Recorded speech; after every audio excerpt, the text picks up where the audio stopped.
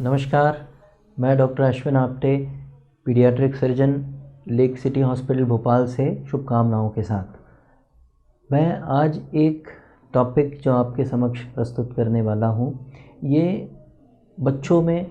बहुत कॉमन समस्या है जिसके लिए हमें डॉक्टरी परामर्श लेने की आवश्यकता पड़ती है। वॉमिटिंग्स इन चिल्ड्रन, बच्चों में उल्टियाँ होना। उल्टियों का जो कंप्लेंट है ये एक न्यूबॉर्न बच्चे से बढ़ती हुई उम्र के बच्चों में हम लोग अक्सर देखते हैं, सुनते हैं और कई बार कई तरह के घरेलू नुस्खे, घरेलू इलाज हम लोग करते हैं। मोटे तौर पे अगर हम देखें डॉक्टरी तौर पे तो वॉमिटिंग्स को हम लोग या तो मेडिकल वॉमिटिंग जिसमें कि बहुत ज़्यादा चिंता की आवश्यकता नहीं पड़ती है, या फिर सर्जिकल वॉमिटिंग जिसमें किसी न किसी प्रकार का पेट के अंदर की आंत में रुकावट होने का अंदेशा मोटे तौर पे दिमाग में आता है। कई बार एक न्यूबॉर्न बच्चा अगर फीडिंग ना ले और उल्टियाँ करना शुरू करता है तो सभी के लिए, माता पिता के लिए और ट्रीटिंग डॉक्टर के लिए भी चिंता का विषय बन जाता है।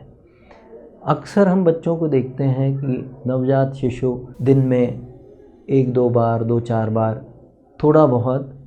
दूध निकालता है जिसे हम लोग पॉसेटिंग या रिगर्जिटेशन कहते हैं। इसके लिए छोटी उम्र के बच्चे शिशु में फीडिंग के बाद में कंधे पर लेकर थपकी दिलाना जिसे हम लोग बर्पिंग कहते हैं, ये बहुत ही कारगर इलाज है। अगर बच्चा बराबर से कंधे पे बर्पिंग करने के बाद में डकार लेके जो हवा बच्चे ने फीडिंग के दौरान खींची है वो निकाल लेता है तो अक्सर 90% बच्चों में उल्टियों की शिकायत धीरे धीरे समय के साथ में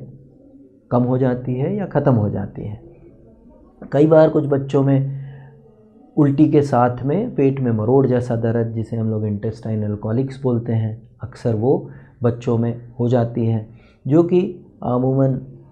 एंटीकोलिक ट्रीटमेंट से ज़्यादातर बच्चों में रिस्पॉन्ड कर जाती है। एक समस्या तब होती है जब नवजात शिशु में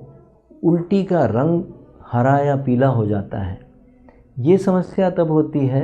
जब कहीं न कहीं आंत में रुकावट हो जाती है और उल्टी का रंग पीला या हरा हो जाता है,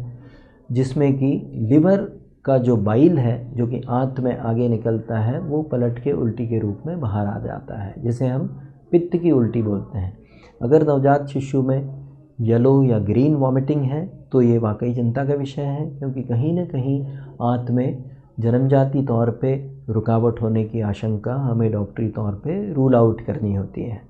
इन बच्चों में हम नाक से नली डाल के देखना चाहते हैं कि कितने अमाउंट में ये वॉमिटिंग का फ्लूइड पेट के अंदर कलेक्ट हो रहा है, और एक साधारण एक्सरे लेकर ये देखना चाहते हैं कि बच्चे के पेट के अंदर, आंत के अंदर जो गैस है वो पेट से लेके छोटी आंत का हिस्सा, बड़ी आंत का हिस्सा और वहाँ से लेके नीचे के रास्ते तक पहुँच रही है कि नहीं पहुँच रही है। एक एक्सरे में ये चीज़ क्लियर हो जाती है कि कहीं पेट के ऊपरी हिस्से में, छोटी आंत में कहीं पे बच्चे में कोई जन्मजाती तौर पे रुकावट तो नहीं है। कुछ बच्चों में अगर इस तरह की रुकावट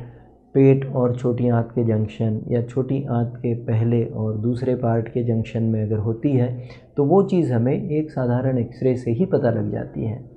कुछ बच्चों में हमें दवाई डालकर रंगीन एक्सरे या डाई स्टडी करने की आवश्यकता पड़ती है, ये चीज़ देखने के लिए कि रुकावट कहाँ पर है, आंत के किस हिस्से में है, छोटी आंत के हिस्से में है, बीच के हिस्से में या आगे बड़ी आंत के हिस्से में है। ये सारी जांचें करके हम इस निर्णय पर पहुंचते हैं कि अगर ये जन्मजाती तौर पे कोई विकृति है जिसकी वजह से आंत में रुकावट है तो फिर इसे हमें बच्चे को ऑपरेशन करके इसका निदान और ट्रीटमेंट करना होगा। कुछ बच्चों में जो ऑब्स्ट्रक्शंस होती हैं कॉमन, वो ड्यूडेनल एट्रेसिया, जेजुनल एट्रेसिया या आइलियल एट्रेसिया के तौर पे होती हैं। कुछ अनकॉमन चीज़ें हैं जिसमें कि बड़ी आंत में जन्मजाती तौर पे रुकावट, इंटेस्टाइनल कोलोनिक एट्रेसिया हम लोग बोलते हैं, या कुछ और कॉमन चीज़ें जैसे बच्चे के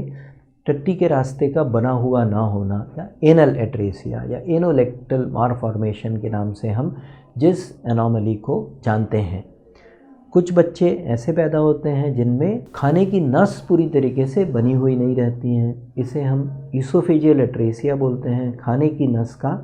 एट्रेसिया मतलब ना बना हुआ होना। इन बच्चों में जो समस्या होती है, ये बच्चे अपना थूक भी नहीं निगल पाते हैं और इन बच्चों में पहली फीडिंग के साथ ही बच्चा जो भी फीड दी जाए वो उल्टी करने लगता है, चाहे वह अपना थूक हो, चाहे पानी पिलाया जाए, चाहे दूध पिलाया जाए। और इन बच्चों में जांच करके, सारी तैयारी करके, फिर ऑपरेशन करके जो सांस की नस में जुड़ी हो उसे छुड़ाकर खाने की नस को सीना खोल के, चेस्ट ओपन करके, थोरैकोटॉमी करके, ऑपरेशन करके ट्रेकियो-ईसोफेजियल फिस्टुला को रिपेयर किया जाता है। अगर ये तकलीफ़ ड्यूडेनम के रीजन पे है, छोटी आंत के रीजन पे है, ड्यूडेनल एट्रेसिया है या जेजुनम एट्रेसिया है या आइलियम का एट्रेसिया है,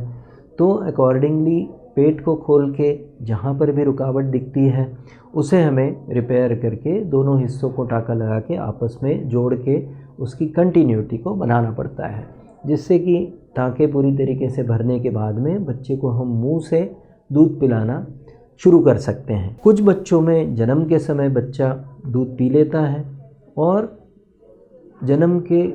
दूसरे हफ्ते या तीसरे हफ्ते में उल्टियाँ करना शुरू करता है और ये उल्टियाँ धीरे धीरे समय के साथ में बढ़ती जाती हैं और बड़ी फोर्सफुल होती हैं। इसे हम लोग प्रोजेक्टाइल वॉमिटिंग कहते हैं।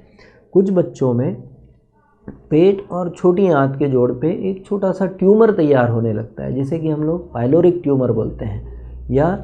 पाइलोरिक स्टेनोसिस बोलते हैं। इन बच्चों में दूसरे तीसरे हफ्ते के बाद बढ़ती हुई उल्टियों के लिए हमें एक्सरे या सोनोग्राफी की जांच करके पाइलोरिक ट्यूमर को पहचानना होता है और एक साधारण ऑपरेशन से बच्चे की रिकवरी बहुत अच्छी तौर पर हो जाती है। कुछ बच्चों में आंत के बनावट में और आंत के डिस्पोजिशन में एबनॉर्मेलिटी रहती है, जिसके चलते हुए आंत अपने आप में घुमाव खाने का या बल खाने का एक टेंडेंसी रखती है, जिस कंडीशन को हम लोग माल रोटेशन बोलते हैं।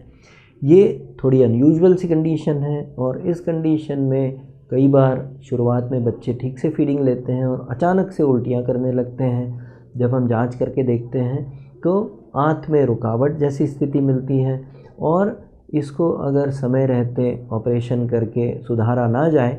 तो जो आंत में घुमाव आ गया है, जो बल खा गई है आंत, उसकी वजह से खून की नस पे धीरे धीरे दबाव पड़ के खून का दौरा कम होने लगता है। वैसी स्थिति में आंत में कालापन पड़ सकता है। इस वजह से जो माल रोटेशन की परेशानी है, इसे समय पर पहचान कर समय पर ऑपरेशन करके बच्चे की जान को बचाया जा सकता है। अगर हम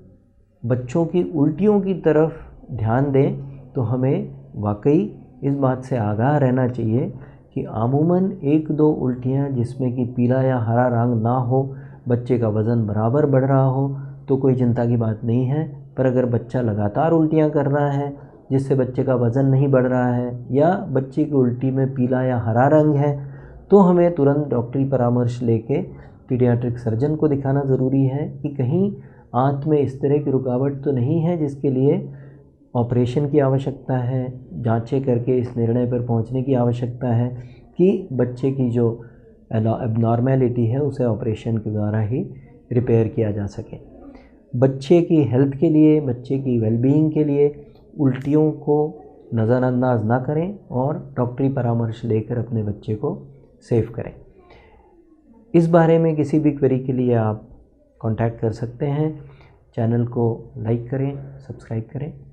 नमस्कार।